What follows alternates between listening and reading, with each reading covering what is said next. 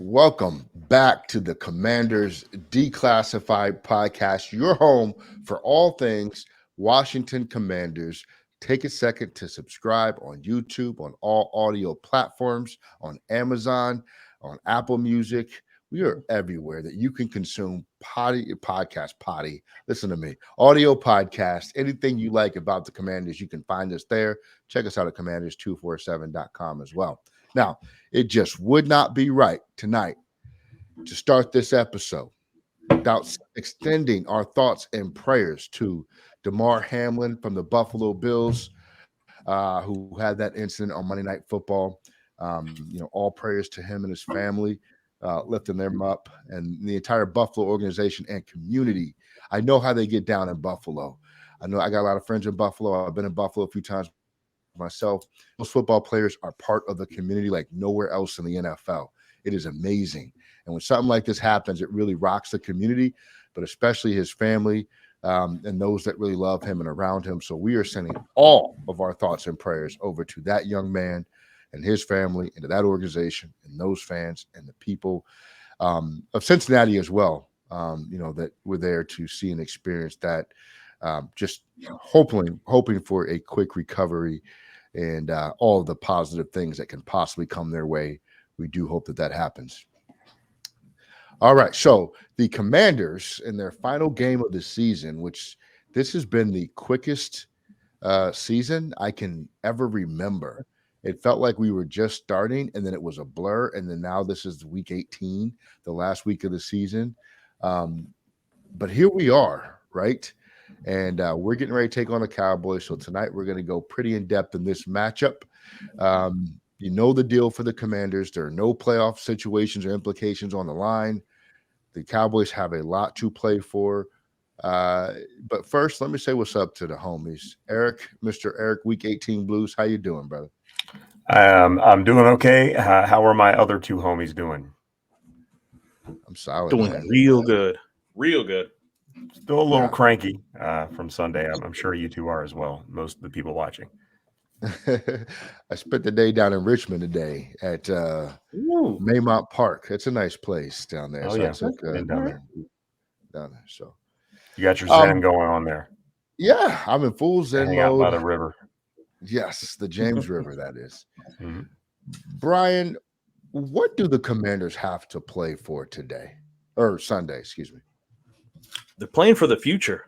They squandered any chance that they had at playoffs, at making this a successful season. Ron Rivera said this was third year was supposed to be a jump. It was supposed to be a big year. Well, that's all out the window. So they're playing for the future. There are guys on the roster who may not be on the roster once the season is over. So they've got to put on some good tape for their future team or for this team to see whether or not they will keep them around.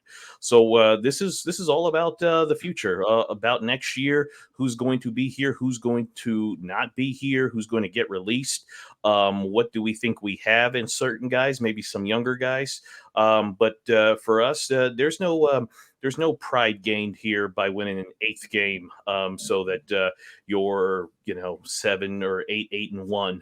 No, your opportunity to do something special, to have a really good season is had been squandered already. So this is about evaluation. This is about looking towards the future and seeing who's going to be on this roster for the next couple of years. Yeah, I'm curious to see if the coordinators are going to cut it loose a little bit more this week, and maybe just have a more free-flowing game plan just to see what happens now that there's really nothing to lose.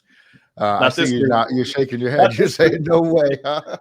They've been running with the same game plan for 3 years. They haven't even changed. It's the same piece of paper they've been using for 3 years. They're sticking to that script. They haven't even used an eraser yet, huh? No. Eric, how wide is the gap between the Cowboys present day and the Commanders present day? I don't think it's as wide as a lot of people think it is. It's about as wide as a quarterback and his shoulder pads go. I think talent-wise, skill position-wise, particularly, I think they're pretty evenly matched. Defensively, I think it's a lot closer than you might think, even though Dallas has that crazy pass rush. and creates a lot of turnovers.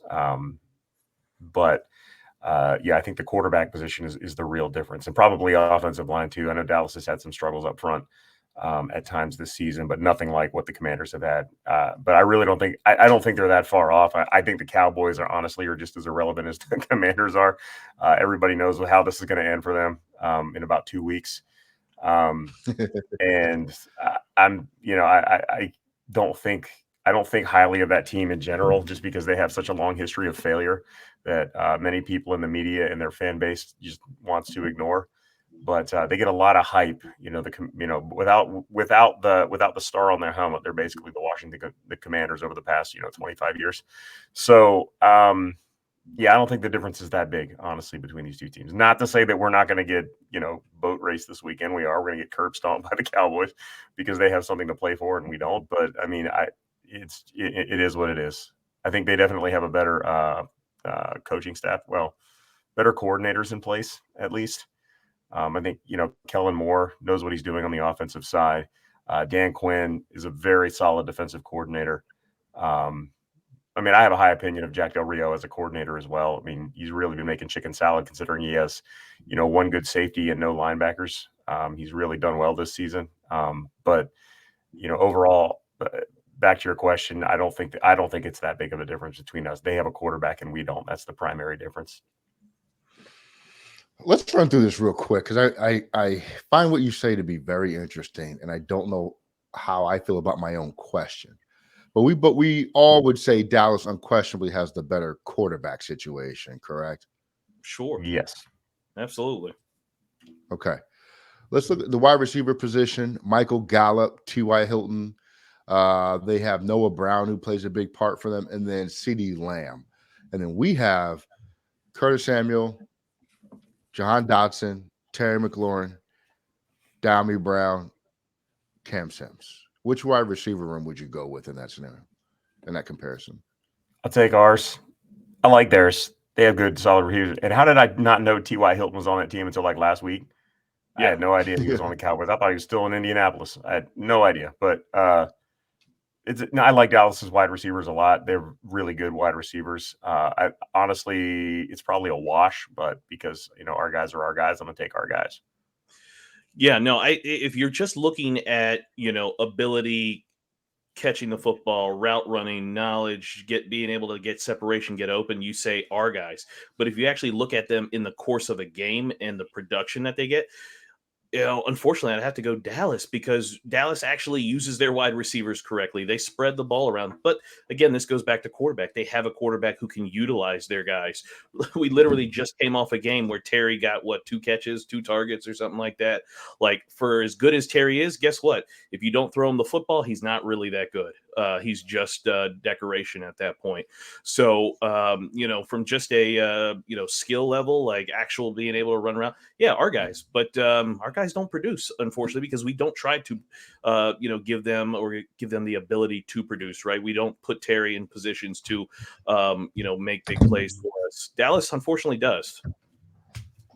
Yeah, I think I'm going to go with our guys. Our guys are the better wide receivers. I think top to bottom, they're better. I think Terry, to me, is better than CeeDee Lamb. I think there's some things that CeeDee Lamb does that I really, really like, but I just think that Terry is the better overall receiver just because of his grittiness attacking the football. I think CeeDee Lamb will give you more style points than Terry any day of the week, but I take Terry over CeeDee Lamb. I think Jahan Dotson's better than Michael Gallup. I do. I think our 1-2 punch is better.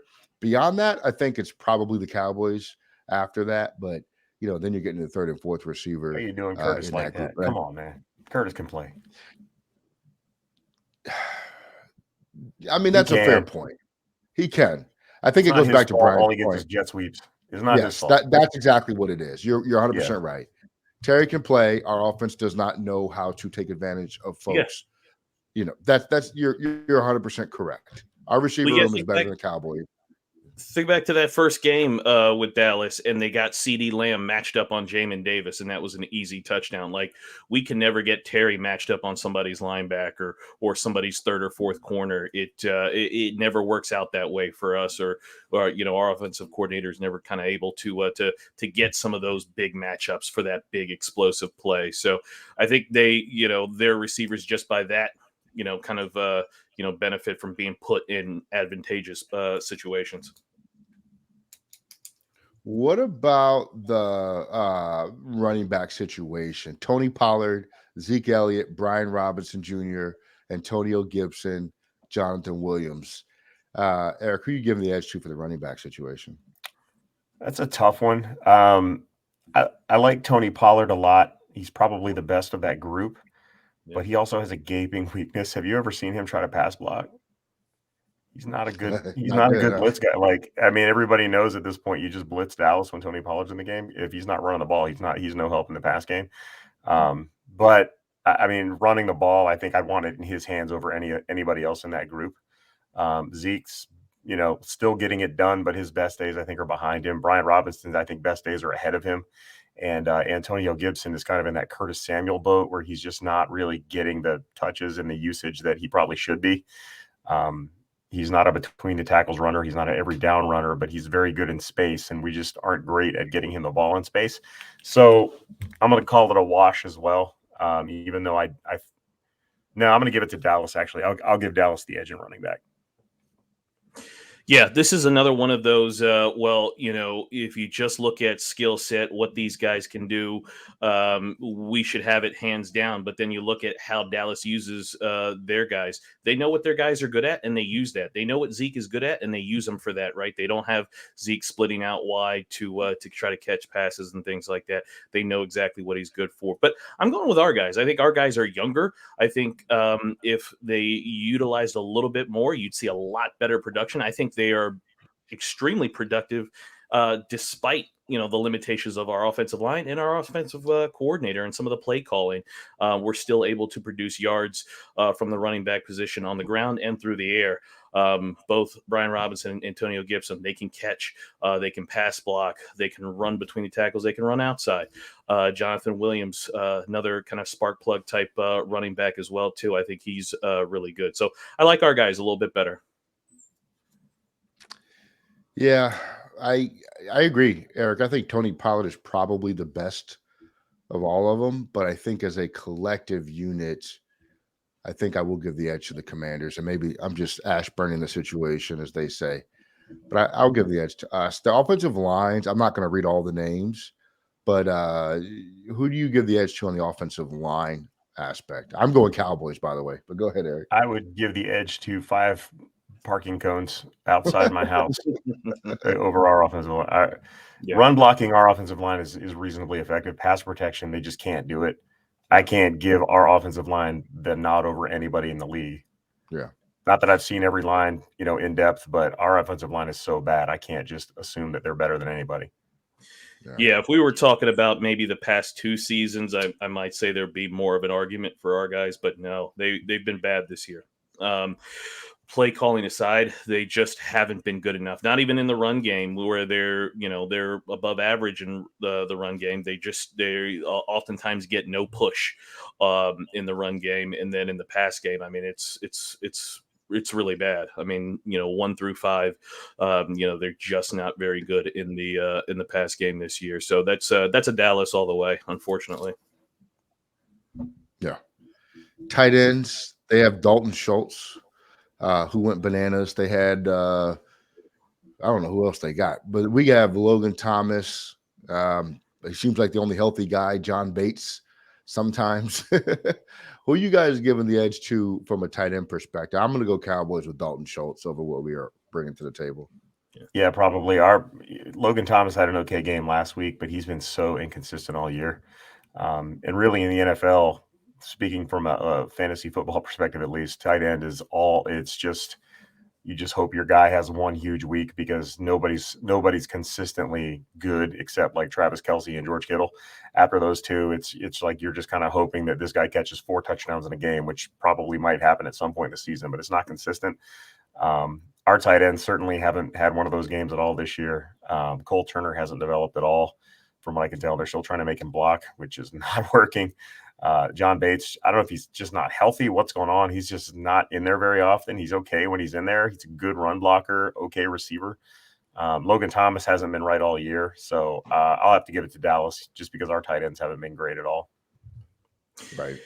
Yeah, I would go with Dallas, and not because the Dallas tight ends are talented. I don't think they're very talented at all, but they're used correctly. We rarely try to get our tight ends matched up on a strong safety or matched up on a linebacker. We have Cole Turner trying to run block. I mean, we don't utilize our guys correctly at all. And Eric said it. Logan Thomas has been in and out of the lineup. He's been hurt. We haven't probably seen him at 100% yet this year. I don't think Juan Castillo is that great of a tight end coach, and I think it shows in what these guys have produced here this year, and very disappointing because I think there's more talent than what we're seeing production wise on the field. So it's Dallas, unfortunately. Yeah, they also have that Ferguson tight end who had a really big game a couple weeks ago. So they got a little bit of depth at the tight end position. I'm going to speed this up. On the D line, I'm not going to include Parsons there. We're going to do the linebackers separately. I think regardless of who they do have DeMarcus Lawrence. They got a couple other guys there that are pretty good. I think our defensive line is far and away better than the Cowboys defensive line.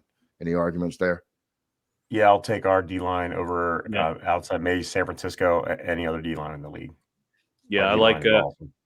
Yeah, I like ours. If all of our guys are healthy, I like our guys. Yeah. Linebackers, they have Micah. The answer's the Cowboys, but they have Micah Parsons. They have Anthony Barr. They got a couple other guys. I'm probably skipping over guys just for the sake of time. But is there any question that this is not the Cowboys as the answer here? We only have one linebacker, so I like Jamin, but Dallas definitely has the linebacking core. Yeah, there's a difference in first round pick linebackers between those two, and it's not close. Dallas all the way. Yeah, they have their secondary wise. I mean, their big guy is Trevonne Diggs. They got Nashawn Wright, Joseph Kelvin, J-Ron Kearse, Donovan Wilson, who I think is probably a little better than people are giving credit for. Malik Hooker is in there. They got a couple of guys there in our secondary. Fuller. We don't know what St. Juste's health situation is. We don't know what Curl's health situation is. We do have Derek Forrest and Bobby McCain and Danny Johnson. So Dallas' secondary can be thrown on quite a bit. They make opportune plays, but they get picked apart like on a regular basis by they're very dependent on their defensive line, much like our secondary. Yeah. Very, very dependent on pressure up front. If the defensive line doesn't get home, the secondary is suspect. That said, I'd still take him over ours. Depending on if Cam Curl's in our secondary, I'll take ours because they don't know what they're doing back there if he's not on the field. So they play very well together as a unit when Curl's out there, but they just fall apart if he's not there. Yeah, the thing with Dallas secondary is, Eric said it. The defensive line allows Trevonne Diggs to take so many chances. He's not that great of a cornerback, but when he takes those chances, he usually ends up coming down with the football.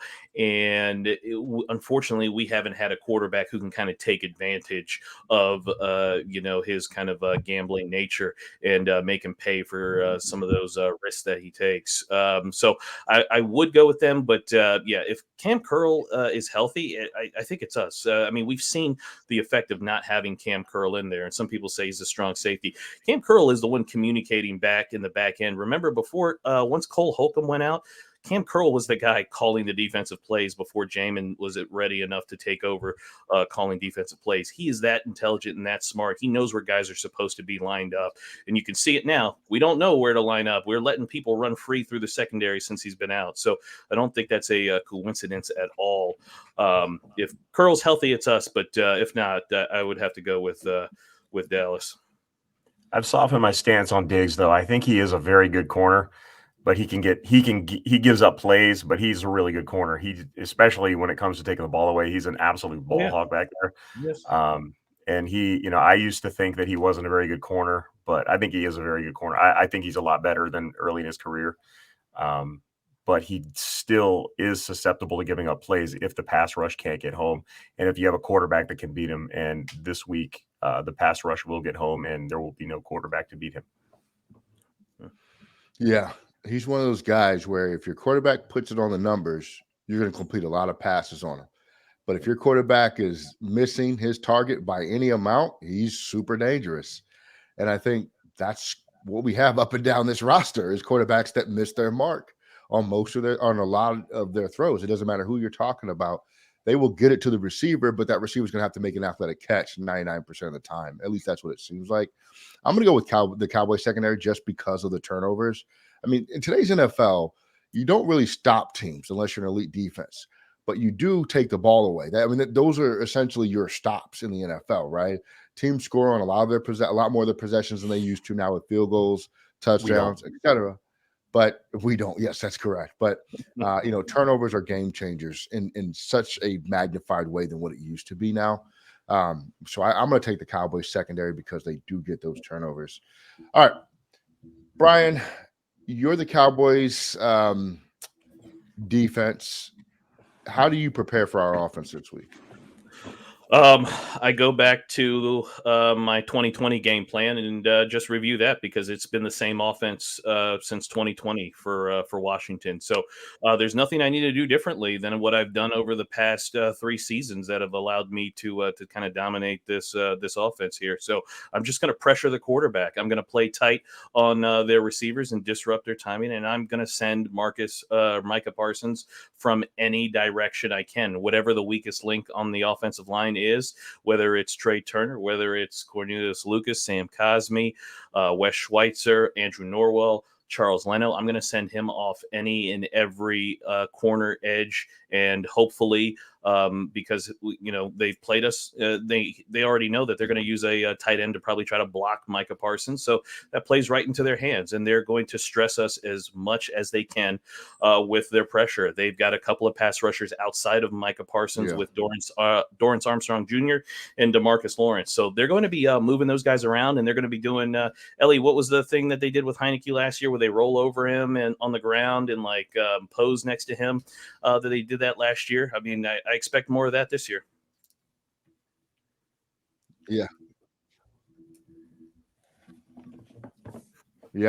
That they just showed no respect to Heineke last year. Yeah, there's no other way to kind of. I think we're in such a horrible position from the quarterback perspective this week because look at what these quarterbacks. Yeah.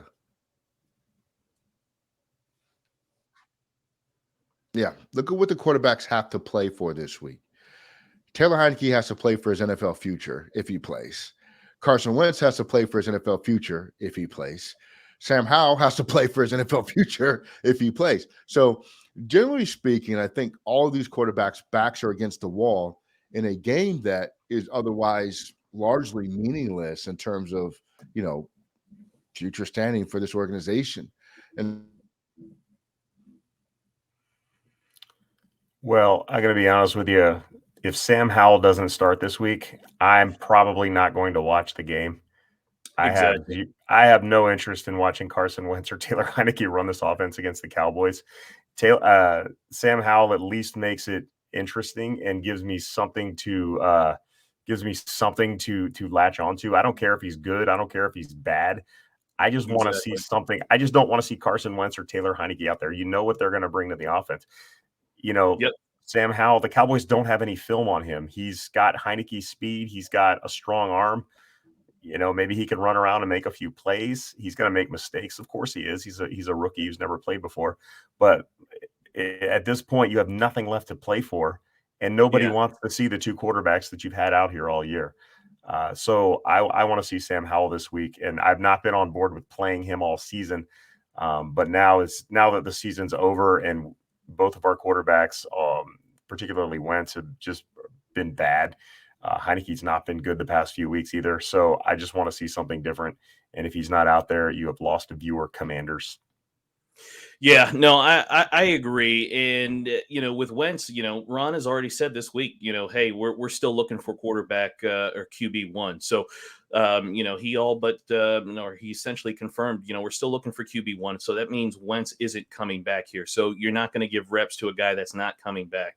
Heineke's already solidified what he is. And if anything, he probably further solidified it with his play this year. He's a high level backup. So Heineke's going to get a contract somewhere, whether it's from us or whether it's from another NFL team. So he doesn't really have anything to prove in this game. Like, it's not like Heineke isn't going to have a job after this. I think there will be some team out there who will give him a job to hold a clipboard based off of how he's played these past 2 seasons. So I think he's fine. The only guy on the roster after that is who's going to be here is Sam Howell. And yes, you absolutely need to see Sam Howell play, because here's the thing. Quarterback is the most important position. If you don't have one, then you should be constantly looking for one. You should be taking one in the draft every year until you find your guy who can lead your team for the next 10 to 15 years. And if Sam Howell can't play, then you need to cut him. You need to cut him, trade him, move on from him, and find somebody else who can be on the roster to help your football team. So it's imperative that you play him and see him. And if he stinks, guess what? You can release him and move on from him and draft another guy who may help your organization. But keeping him on the roster without seeing him play and just taking up a roster spot makes no sense to me. We're not good enough to do those types of things. We're not the New England Patriots. We're not the Steelers. We're not the Packers. We don't have the luxury of not playing guys that can potentially help our team. So, Heineke's already solidified that he's a high-end backup. He'll get a contract somewhere. Wentz isn't going to be here. Rivera confirmed that. We need to see what Howell is or is not. If he is something, great. If he is not, we need to move on from him, and we need to go get somebody else in here. Well, I personally have zero interest in this team pursuing a quarterback in the offseason. I want Howell to start this week, and I want him to be the week 1 starter. Yeah. And I don't want to win 7 games next year. I don't want Taylor Heineke here next year, because I don't want to win 7 games. I want to win 1 game, yes, or 0 games, or I want to win. I want to make the playoff. I am done winning. I'm done with this purgatory. So if Sam Howell is not the guy, let him stink it up next year. Ron Rivera is going to be gone. Everybody's going to be gone after next year. Let him stink it up. Go in, pick your guy in 2024. Make it happen. I couldn't care less about 2023 if things stay as they are, because I'm pretty sure things are going to stay as they are, and we know what's going to come. 7 wins is going to come next year. Taylor Heineke is going to come back with Ron Rivera, and when he's going to be in and out of the lineup. They're going to start off 1-5. They're going to win 3 or 4 games in a row. Then they're going to lose out, and they're going to finish 7-10. And I'm sick of doing that. Get all those guys. As much as I like Taylor, I've been a Taylor supporter this year. I have no interest in seeing him as my QB1 anymore. Just get him off the team, so that's not even an option. Roll with Sam Howell. Draft somebody in the 7th round this year. And who's that guy, Jake from State Farm? Yeah, let him do something. I couldn't care less. I either want to be great or I want to be terrible. I want Sam Howell to be Tom Brady, or I want him to be Nathan Peterson. I just don't want to win 7 games next year. Exactly. Agreed. Heineke has earned himself a place in the NFL, and I think he'll probably be in the NFL for another 6 years if he wants to be, as a backup on good teams with the potential to play in playoff games as a support role. Everybody thinks that we hate Taylor Heineke on this podcast. We do not. You hate Taylor Heineke. I've never said anything. I've never said a bad word about it at all. Yeah. We hate the idea of Taylor Heineke as a long-term starter. And there is a distinct difference between those two things. We're not bagging on him. We're not ragging on him. We are looking at the prospects for long-term growth within this organization. And you have seen where he's at with that. I don't know if he's back next year or not. My guess is he probably isn't, because unless Scott Turner has something to say about it, because of what, I think he probably wants a different opportunity. Maybe he doesn't. I don't know. But I'm with you, Eric. I don't want to see him play against the Cowboys. Because I have a feeling he has too much to prove. And when he gets outside of himself, that's when the really bad games start to happen. I don't want to see that against this opportunistic Cowboys defense. I am officially over Wentz, period. I don't want to see that man anywhere near the field. Change your name to Felicia Carson. But at the same time, I just can't emotionally and mentally invest myself in a 5th round pick. I just Well, you don't You need don't to. have It's the to. last, yeah, it's the No, last. just It's enjoy the the last just season of the sit year. back and You watch. don't- Next that's year is a no. waste. Next year No is a one, complete no waste. one's, no one's This- saying he's the franchise quarterback, but you need to see if you got to cut him. Dude, this is what's going to happen. Somehow he's going to come out against the Cowboys, do just well enough to gonna get light 'em people up. all excited, and all offseason going to hear about he's our number one guy going through the offseason. They Yep. shouldn't even look at anybody else. Yep. I don't want that. Like, Then go 1-16 next year and pick number one overall in exactly. 24. Go nothing for it. against Howell. He's a And- fifth I'm round done. If I'm he, done if, with if, what we've been doing. if Sam Howell gets us Caleb Williams, you will love Sam Howell because that's the goal, right? Like we want that quarterback in 2024 because we're not going to draft one next year, and we don't have one right now, and there's no free agent veteran quarterback who's going to come here on a 1-year deal. So Sam Howell deserves more than that. I don't want to see him this year. Let him compete in I want camp to see him next this year. year. I'm not watching. You weren't here when I said it. I'm not watching the game if he doesn't play. I couldn't. Yeah. I do not want to see Carson Wentz or Taylor Heineke running this team, this offense this weekend. I have zero. I got a wedding to be at. I'm going to record it.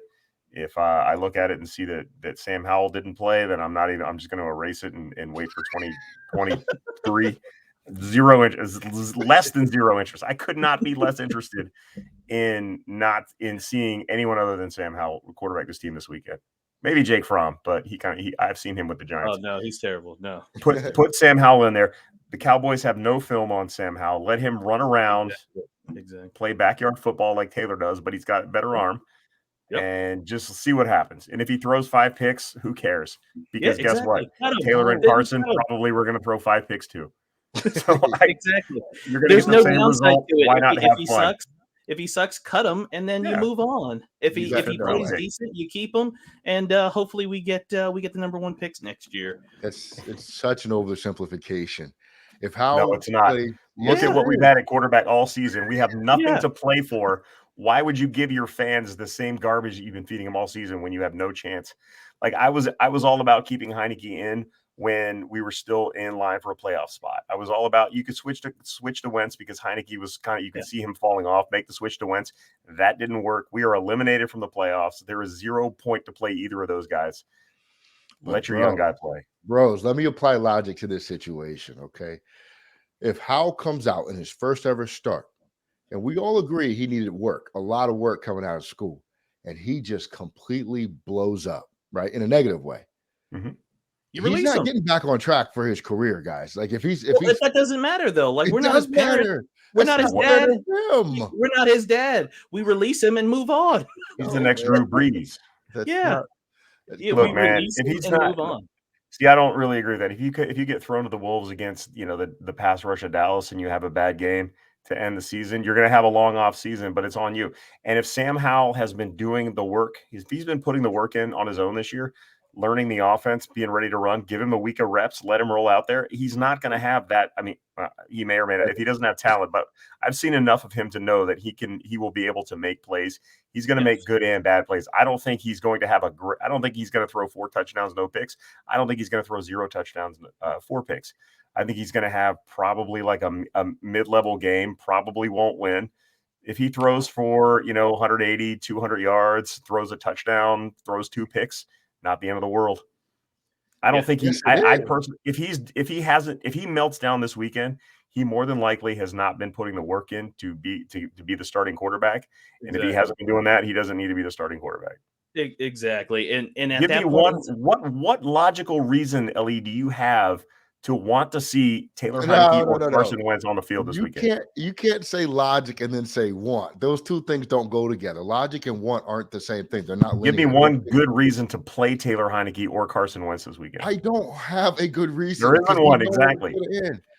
Look. Give me one good reason not to play.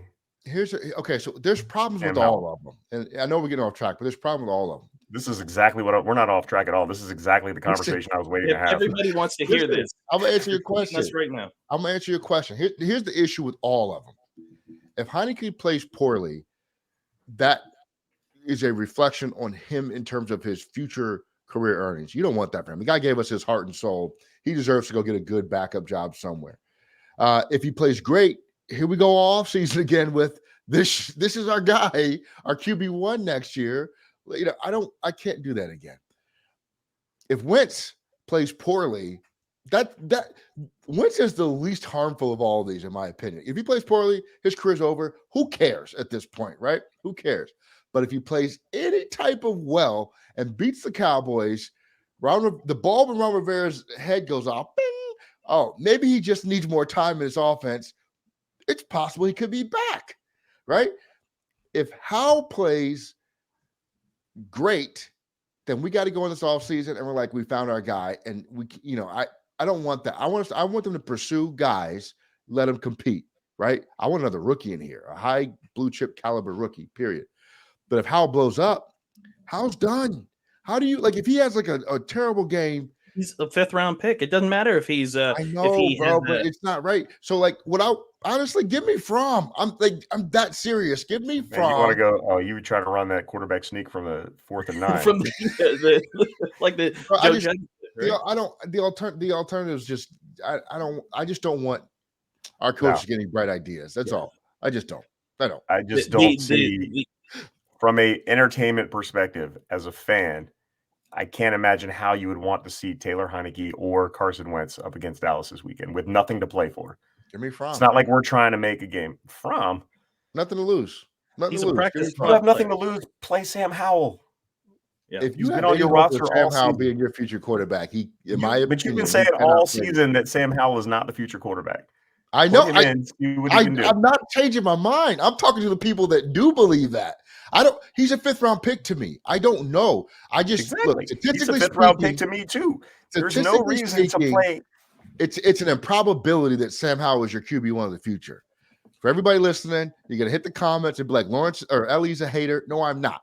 Statistical probability says it's improbable that he is your QB1 because it almost never happens. And you're gonna say, oh, Tom Brady. And I'm gonna say once in every 20 years is not a good equation of success for you to judge that by.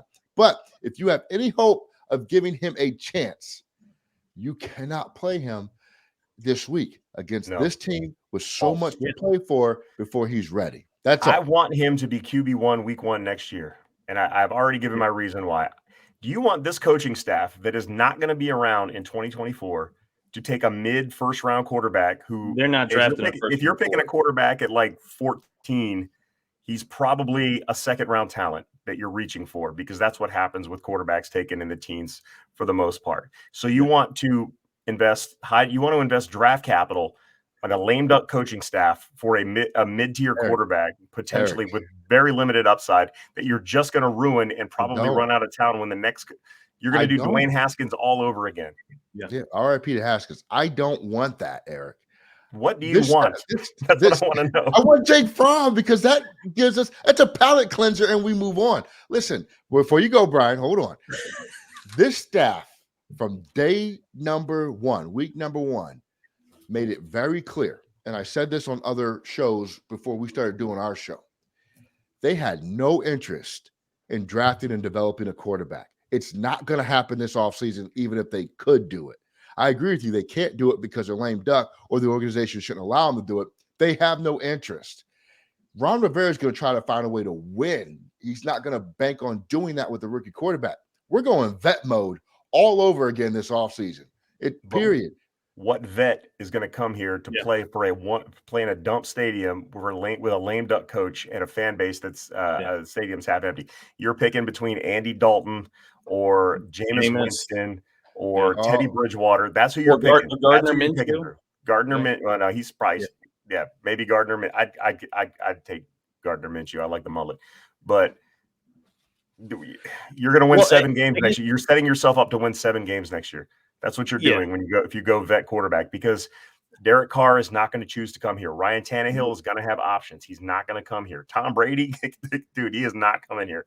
Any of the higher end free agents that are out there are not going to choose DC.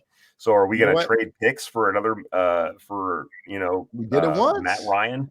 We did it once. Are we going to bring in Matt Ryan? No. Yeah, it didn't work. That's what I'm saying. You're going to give up draft capital in a year where you could have higher picks because you're going to be terrible. I will shave my head next That's not really much of you're late. In April, I will shave my head if they draft a quarterback. I can promise you it will be another vet option that they're going to try to plug into this system. That's what they're going to do. But probably is, which is stupid because Ron Rivera wants to win 7 games. The vet option is going to be Howell. And Ellie, if it's a statistical improbability, then there's no reason not to let him play and to let him fail if that's what the numbers say, because that's our best route right now. That veteran is not coming here, right? It's going to be another veteran that we're going to have to probably pay a bunch of money to come here or trade for. And who wants to do that? Ron is going to have to do this. He's going to have to say, okay, I'm going to run into this season with Howell, and we're going to be, 1-15 or 1-16, whatever that case may be. I mean, that's it. Let's see what this guy has. He's a 5th round pick. We're not his father. Unless, Brian, we could release him. Look, I would cut any one of these dudes. I love the team, but I want to win more than anything. And I would cut every last one of them if it would mean that we could win more games. So Sam Howell, as much as I believe in him and I think he could do something, I'll cut him tomorrow if it means I can win for the rest of, for the next 5 to 10 years. Like, we can't get stuck on these guys. If they're not going to help us, we got to move on from them. We just do. I'm not arguing with you. I'm just telling you the logic behind it doesn't make any sense. It makes perfect sense. The other thing behind what you're saying is nonsensical. The other thing that you want Jake Fromm to play quarterback, yes, who hasn't taken a backup snap. He's been on the practice squad all year. He doesn't even know the offense. Do you care about winning this game? Who cares? No, I just care about seeing Sam Howell play. No way. I'm not interested. I'm telling you, if anybody other than Sam Howell plays this game, I'm not watching. Take that, Daniel Snyder. Take that, Ron Rivera. You're Jason making look, you guys are also making the assumption that Howell was drafted to be anything other than a backup quarterback, which 5th round picks generally are drafted to be. No, right? I'm making the assumption. I'm actually not making an assumption at all. I'm making the statement that I have no interest in watching Taylor Heineke or Carson Wentz this week.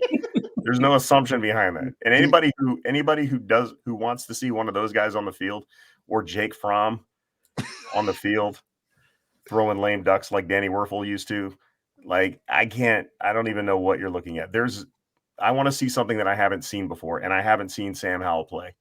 That's the only thing that would get me to watch this game. We know it's not going to be Wentz. There were fans literally throwing Wentz jerseys onto the field at FedEx Field last Sunday. So it's not going to be Wentz because people they were throwing jerseys before on last Sunday. I don't know what they'll be throwing this Sunday if Wentz rolls out there as the starter. So probably their season ticket subscriptions. Mm-hmm. All right, look. All I'm saying is, I'm not a person. I'm a logical person, and I don't bet on the future of Sam Howell. But if he surprises us, I'm going to be happy about that we resolve that position, period. He's never going to surprise you because you won't let him play. How are you going to be surprised? Bro, put him on the field, see what he can do. Preseason. If you know what? You guys are going to make me out to be the bad guy, and I'm not. You are the bad guy. You are 100% the bad guy. You might as well be wearing like a bandana. Bad cop, good Pull that hood up over your eyes. Yeah. So you can look like the mugger because you're 100% the bad guy. I can't. Move on. All right. Outside of the quarterback position and situation, Eric, all right, you're Scott Turner. What are you doing this game? What are you trying to get accomplished this game? Well, I'm emptying the bench like a fourth quarter of an NBA game in a blowout. We're sending out Popeye Jones and Kiki Vandeweghe. Like I just want to see. Remember those guys? I want to see guys like I don't want Terry McLaurin to get like a career-ending injury this week. I don't want to see him on the field. I couldn't care less. We're going to lose this game. I don't care if we're competitive in this game. But if I'm Scott Turner, if I'm the offensive coordinator, I'm going to put Sam Howell in. I'm going to give him a set of plays to run. And put Diami in there. Say, Diami's down there somewhere. Chuck it. I want Sam Howell chucking the ball all over the place. And when it's not there, tuck it and run. Hand off to Jarrett Patterson, and that's what I want to see. I don't want to see. I mean, I know what game plan I'm going to see from Scott Turner. He's going to run a bunch of jet sweeps and slow developing plays. They're going to get killed in the backfield. You're going to have Trey Turner and Andrew Norwell running into each other again. It's going to be an embarrassment. I at least want to see some excitement out of this. So listen to me, Scott Turner. Put Sam in and let him play backyard football and frustrate the Cowboys a little bit, because that's your only chance at winning. Yeah. The one outcome you cannot have is injuries to core players that extends into the offseason where they're missing offseason time. You can't have that. I don't care what they want to see from anybody. I don't care about contract incentives. I know the players do, but you cannot risk an injury to any of your key core players. Well, how many of those guys are there? Because it's Terry, John Allen, Cam Curl, Jamin, who else? Duran's on an expiring contract. He's probably going to take. Put him out there. No. His value. He's not signing back here. Like I don't care if he plays. Andrew Norwell, I don't care if he plays. Trey Turner, Andrew Norwell can stay out there. Yeah. He can play quarterback, bro. Yeah, I don't care. Yeah. Trey Turner, they can stay. Yeah, I think Garrett Patterson probably don't want him out there, but man, as far as I'm concerned, they can stay. I don't know. I'll be interested to see what Gibson, if he plays, or his usage, because this legit could be Gibson's last game for Washington. It just seems like they don't know what to do with him. Does he have one more year or no? I think he does, but I think there could be teams interested in him in this offseason. Plus, Gibson was a 3rd-round pick, right? So what is this year? This is year 3, so it'll be his 4th. So it's his contract year coming up. Yeah. So there's options. Who knows? And would he want? I don't know. Would he want to come back? I don't know. But just don't get anybody hurt that matters. That's all I'm saying. I would love to see Cam Sims get some run. We keep paying him. Put the man on the field. Jeez. Yeah. Cam Sims and De'Ami Brown. Yeah. Let him start. Put him out there. Let him start and let him catching passes from Sam Howell. They've been working together all season with the 3rd team. Right. Give him the guys he's coming with. Terry McLaurin should be in street clothes. Yep. Put Jahan in street clothes. John Allen, I hope he's on IR. He got hurt last week. I don't want to see him out there. Yeah, no. Chase can play because he needs to work back into shape. Let Chase Young play. Yeah. No. Put Chase on ice so we don't have the same situation. What about Montez Sweat? Montez Sweat, he's going into his 5th year. He needs to play. It's guaranteed for injury, man. I don't know. Are you leaning towards bringing Sweat back if you had to make the decision today? I mean, yeah, if you can. I'm drafting an edge rusher. Yeah, I mean, I'm planning for the future, but we'll see. I would do him like I did Payne and just let him play out the last year and see if he, if his value goes up or down. It would suck to lose him because I like Sweat a lot. He's actually a really good, a lot better run defender than I expected him to be. I just thought he was going to be like a pure pass rusher, but he's a pretty good all around edge. But yeah, he's going to be expensive. Yeah. So I'm not extending him going into next year at all. But if he balls out and you can afford it, then bring him back. Sure. I got a curveball for you guys. I put this scenario out on Twitter for 2023. Ron Rivera comes back, no changes, nothing, no changes to the staff, no changes, maybe minimal on the roster, but just comes back as is. Option 1. Option 2, Ron comes back, minimal change or some changes. Right, he has a co-offensive coordinator that he adds, who is a new play caller, helps change the offense. And then 3, the third option, Rivera retires. He's had enough. He's done enough. And he says, you know what, I'm stepping away. What's most likely in that scenario for Rivera and this coaching staff going into 2023? Because can't fire him, right? No one wants to do that and pay out coaches' salaries before a sale of the team. So what do you think happens? Does Ron make any changes? Nope. I mean, this was his big year, right? This was the year that everything was supposed to change this year. We were supposed to win 11, 12, 13 games. It didn't happen. So does he make any changes, or we're going to stick with the plan? We're sticking with he is not a guy who's going to make changes like that. I mean, he let one coach go this year, and it was like right before the season started.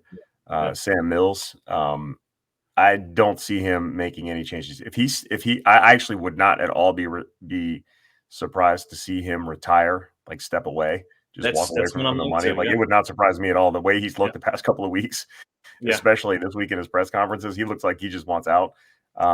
Exactly. If that happens, that is an absolute worst case scenario for this team, because you've got a front office that he put in place that's not going to be around when the new owner takes over.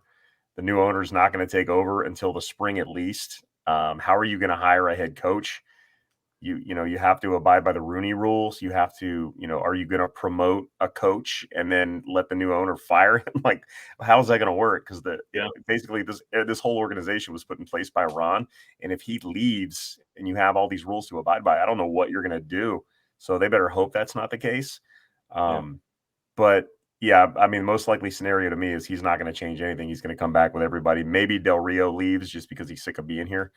And he moves Juan Castillo to defensive coordinator or something. No, but, not Juan. Yeah, I don't know. But, I can't see him making any changes because he's so steadfast in what he believes works. And he is committed to winning 7 games. So I think he's not changing anything. Ellie, what do you think? I think we take for granted how well and how highly thought of Rivera is in NFL circles. And it feels like a foregone conclusion that he's going to be gone with a new owner. But I don't know, because Rivera is really well respected in NFL circles. Now, I think I don't know. I mean, I quite truthfully, and I'm going to say this, and I'll probably regret saying this later, but if there was a commitment to getting an independent general manager, and there was a commitment to getting new coordinators that are not friends of his from his past or any tie to his past, I could rock with Rivera as just the head coach, right? And if he got real legitimate coordinators underneath him, that he just let them do their thing and he let a roster guy build the roster, I can rock with that. But it's not going to happen. How do you take back that type of control when you've already granted that type of control to someone? So I don't know. I guess a lot of it depends on what happens with Dallas too. I don't know, because that might change how I feel about things. But it just listening to him in this press conference, the one right after the game and then the one yesterday, I mean, he sounded defeated, and not defeated just because he lost the game, but defeated as in like, man, I have no answers. Everything I thought was true is now not true, right? I thought fire was hot, now it's not. Like that type of defeated, like he just doesn't know what is what, up is down type of thing. And it was kind of sad, listening to him. Reporters asked him to justify or to say what's the best thing that he's done here so far. And all he could point to was, he did a couple of things defensively.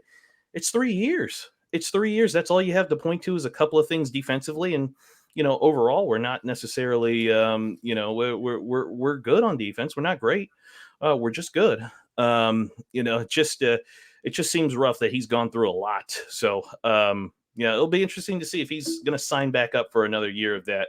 And he still doesn't have a quarterback, to help him actually win some games on there. But just something I thought was an interesting question. Yeah. All right. We got away from the Cowboys game, and for good reason. But Eric, give me your final thought. Terrible. Outcomes, prediction, score, all that jazz. What do you got, man? All right. I've got 2 potential scenarios here. One is we roll out Carson Wentz and or Taylor Heineke and lose 48-7, which is likely. And 2, we roll out Sam Howell and he makes the Dallas Cowboys really think and work on defense, and we lose 41-17. But either way, I think we're getting annihilated this weekend. I would love to just come out and just spoil their chance of division title. I think it would be great. I just don't think that we are capable of doing that at this point. Maybe we pull out some of that Philly magic. I just don't see it this week. So I think we may make it a game in the first half, but I think they'll pull away in the second half and it'll be over. And it'll be bad. I think they're going to drop a 40 burger on us, and we will not get to 20. Yeah, agreed. I think that Ron, he said at the press conference today, I'm going to try to win this game. You should have been trying to win the last game, not this one. This one doesn't matter now. The last one did. So he's going to trot out. He can't trot out Wentz. People were throwing his jersey out on the field after last game. I don't see how that could even work. with him bringing back out. So I think he's going to start Heineke, and they're going to try to scheme it up, and they're going to try to go for it. And by the third quarter, we're going to be down by 3 or 4 scores. Howell's going to come in for like 4 or 5 handoffs, and that's going to be the game. I think Ron he just can't see the forest for the trees, and I think he's going to think that his team has a shot, and he's going to come out there with Heineke, and they're going to give it all they can, and it's going to be a blowout. Dallas put 50 up on us towards the end of last year. I don't know if it gets that high, but it's not going to be close.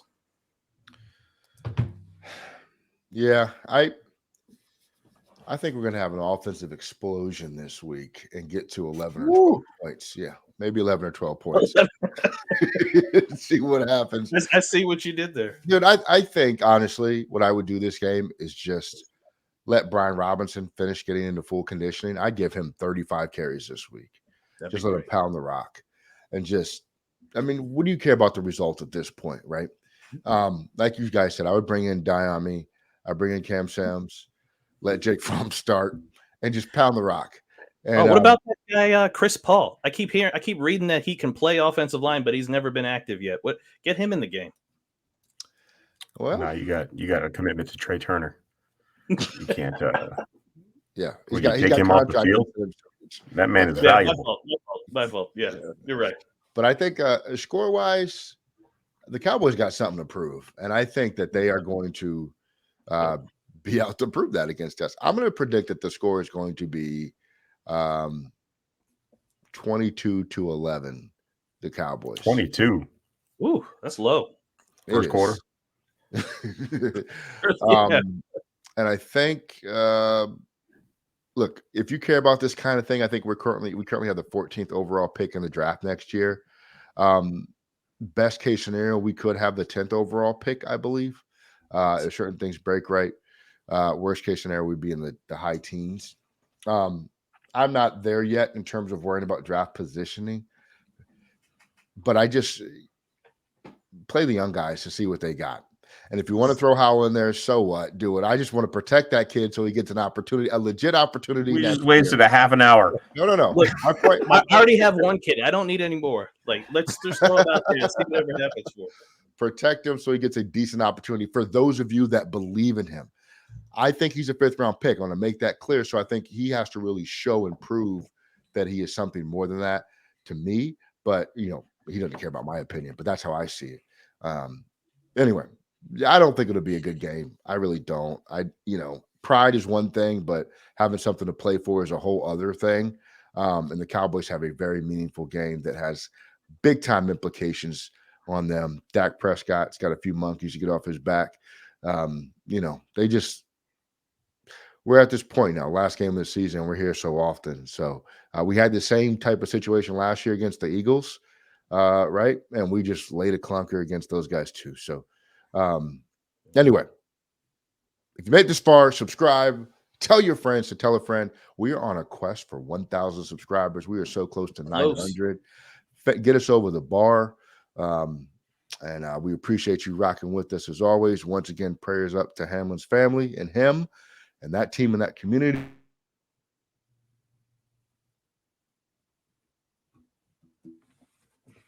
Thanks, everybody. All right. Take care, everybody.